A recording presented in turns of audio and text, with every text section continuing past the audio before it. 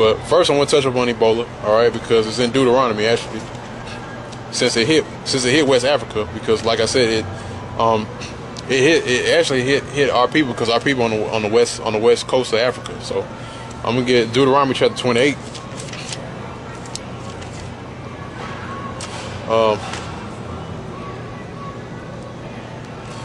It's Deuteronomy chapter 28, verse 58. If thou wilt not observe to do all the words of this law that are written in this book, that thou mayest fear this glorious and fearful name, the Lord thy power, Yahweh Shem Yahushai, then the Lord will make thy plagues wonderful, and the plagues of thy seed, even great plagues, and of long continuance, and sore sicknesses, and of long continuance. Moreover, he will bring upon thee all the diseases of Egypt, all right, which thou was afraid of, and they shall cleave unto thee. Also every sickness and every plague which is not written in the book of this law, them will the Lord bring upon thee until thou be destroyed, and ye shall be left few in number, whereas ye were as the stars of heaven for a multitude, because thou wouldest not obey the voice of the Lord thy power. All right, now it said right there, it says right here that he'll bring sicknesses that's not even written in the book. All right, Ebola wasn't written in the book. H1N1 wasn't written in the book. AIDS wasn't even written in the book. All right. And most of those sicknesses hit our people, man. So that's one of the curses that mainly hit our people, man. All right. But at the same time, man, Esau doesn't give a damn about his own people, man. Esau, Edom, being a so-called white man, all right. He doesn't care about his own people, man. Even his own people are getting caught up in the crossfire, all right.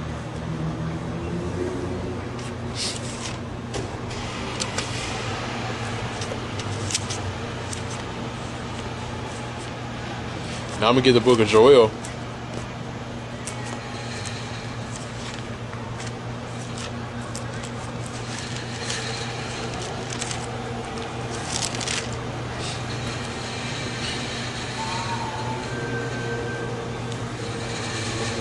I'm going to get the book of Joel chapter 3, verse 1. For behold, in those days, in that time, when I shall bring again the captivity of Judah in Jerusalem, I will also gather all nations and will bring them down into the valley of Jehoshaphat. All right, Yahweh Shaphat, which means the Most High's judgment. All right, and will plead with them there for my people and for my heritage Israel, whom they have scattered among the nations, and parted my land. And let me continue on. All right. Actually, in the valley of Jehoshaphat, that's Yahweh Shaphat. That's actually talking about where the Middle East right now. Actually, in Iraq, that's where Jehoshaphat is. All right, Yahweh Shaphat. Verse 3. And they have cast lots for my people, and have given a boy for a harlot, and sold a girl for wine, that they may drink. All right. And yeah, this is talking about when our people were given into captivity. All right.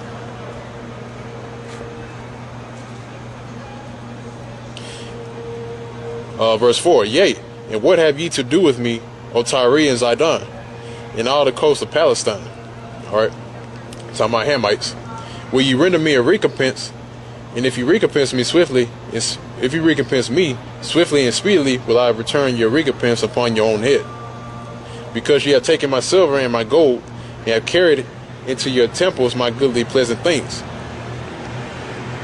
The children also of Judah and the children of Jerusalem have you sold unto the Grecians. All right, Grecians is talking about Edom in general, because the Greeks were nothing but Edomites. All right, because the Edomites were Greeks and the Edomites were Romans. All right, they both were the same. All right.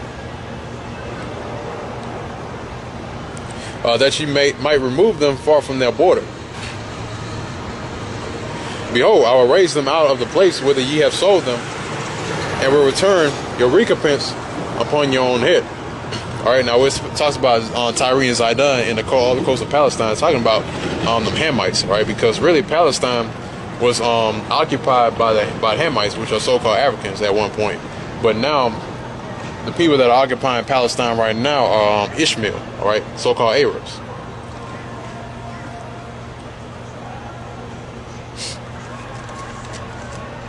So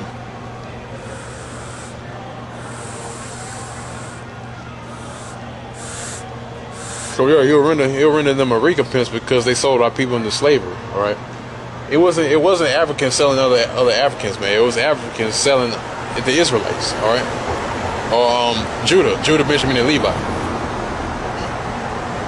That was what it was all about. But of course, you got in these fool systems. They're not school systems. They're fool systems. All right, they teach you that Africans were selling other Africans. No, man, the Africans sold Israelites. Actually, it was the Africans and the Ishmaelites. All right, they both sold our people. All right, and they sold them over to the British. All right, with the English and the British, because now you have the English language. Because once a people is conquered, I'll give you an example. Like the so-called Mexicans and so-called Mexicans, so-called Latinos, they speak Spanish. All right. Now back then they were conquered by the Spanish, by the conquistadors. All right, so that's why they speak Spanish to this day. Now we were taken into slavery by the so-called white man. All right, so now we speak English. All right, they basically brought so-called Christianity. They came in the name of Christianity, but really they came in the name of slaughtering our people. Came in the name of rape, robbery, and murder. All right. And they basically, our people started speaking English, back during the early 1600s, all right? So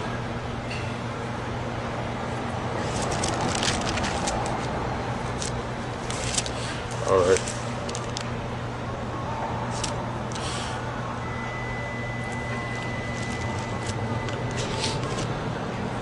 Now this is Joel chapter 2, verse 1. Blow ye the trumpet in Zion, and sound an alarm in my holy mountain. Let all the inhabitants of the land tremble, for the day of the Lord cometh, for it is nigh at hand. A day of darkness and of gloominess, a day of clouds and of thick darkness, as the morning spread upon the mountains. A great people and a strong. There hath not been ever the like, neither shall be any more after, even to the years of many generations. All right. So it said a day of darkness and gloominess, man. The day of darkness and gloominess is going to be during the hour of temptation, like I said, like it says in Revelation chapter 3, verse 10. All right, the hour of temptation.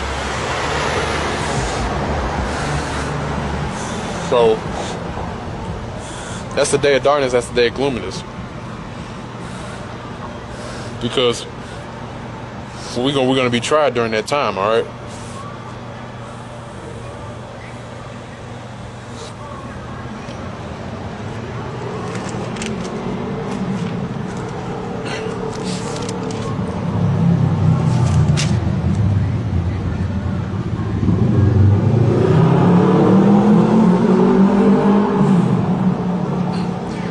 This is the book of Luke, chapter 21, verse 6. As for these days which ye behold, the days will come, in the which there shall not be left one stone upon another, that shall not be thrown down. And they asked him, saying, Master, but when shall these things be? And what sign will there be when these things shall come to pass? And he said, Take heed that ye be not deceived, for many shall come in my name, saying, I am Yahushua. And the time draweth near. Go ye not therefore after them. But when ye shall hear of wars and commotions, be not terrified. For these things must first come to pass, but the end is not by and by. Then said he unto them, Nation shall rise against nation, and kingdom against kingdom, and great earthquakes shall be in diverse places, and famines, and pestilences, and fearful sights, and great signs shall there be from heaven. All right. So, saying before all these things, it said the end is not by and by, but take heed unto yourselves that you keep a lookout for these things. Or he said, take heed unto yourselves, because many will come in as saying that they're Yahushua when they're not, Example is what's his name? Comfy, all right, saying that he's the Messiah. Well, really, he's not, man, because he was sold out. The reason why he's doing that because he's sold out, man. He was giving Trump change by the elites, all right. So and it also says that when you shall hear wars and rumors of wars, actually it says, but when you shall hear of wars and commotions, be not terrified, for these things might first come to pass, but the time is not by and by, all right? So when you hear of wars and commotions, all right, that's talking about in the Middle East, man. Not too long ago, Obama just authorized 1,500 troops to Iraq, man. Not too long ago. That happened just a few minutes ago when I checked it up on the news. All right, Obama officially authorized 1,500 troops to Iraq from RT News. Or RT News did a report. Well, actually, they did a report on it, and they said 1,500 troops have been authorized by Obama to go into Iraq, man. So that lets you know, man, this thing's about to pop off, man. World War III is on full swing, all right? Because Russia's not playing anymore, man, and that's another thing too, man. That's another prophecy that Russia's and these the other nations got to come up against America, all right, to fight against America, and that's going to be World War III, man, because Russia's completely tired of it, all right. Vladimir Putin, people didn't catch his speech at a meeting, I can't remember the name of the meeting, but they didn't, these people being as stupid as they are, these stupid Americans, Americans. They didn't catch it, but basically Vladimir Putin was saying that he said that he was tired of participating in backroom meetings, backroom gatherings. All right. So basically, he was tired of these elites, running things, man. So he said, you know what? We're not gonna listen to you anymore, man. Now we're gonna do our own thing, man. Now seeing that, they're gonna do even more to make him look like the boogeyman. All right. Beside ISIS, all right. Now they making ISIS to this whole big thing, and now they're gonna make Vladimir Putin as the figure of evil, so-called figure of evil. All right. And that's the thing. That's the thing always with this so-called white man has been doing for over years, man. All right, he makes himself look like a hero when he really is not, man. Because really he's creating the problem. All right, like Ebola, man. Ebola, H1N, the viruses, man. ISIS. All right, he's the one that's creating the problems. All right, and the reason why he's doing that because you have a thing called problem, panic, solution. All right, you create a problem, and then comes the panic. And then comes the solution, which is administered by the so-called white man who created the problem. All right. So, what the hell, man? what the hell? All right. Problem, panic, solution, man. And then they come in like Superman, thinking that they're here to save the day when they really created the problem. That's an actual episode on that. I'm trying to think on it right now because when I was younger, I watched a show called. Our show called Powerpuff Girls. Don't judge me. I was young. I watched cartoons like that. So I watched when I was younger. I watched Powerpuff Girls back when I was younger. When it was the the thing back then. And basically you had the superhero. All right. You had the superhero that basically he's like the new superhero on the block.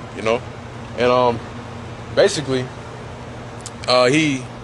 he basically when it was getting to the end of the show, they were showing you that he was creating problems, man. He was the one that's creating the problems. He'll like I think one of them, like he kicked the dog off the cliff, and then people were screaming and saying that, oh, the dog's falling off the cliff, and then he just swooped in and saved the dog like he didn't do anything, man. He just came out of thin air and saved him, man.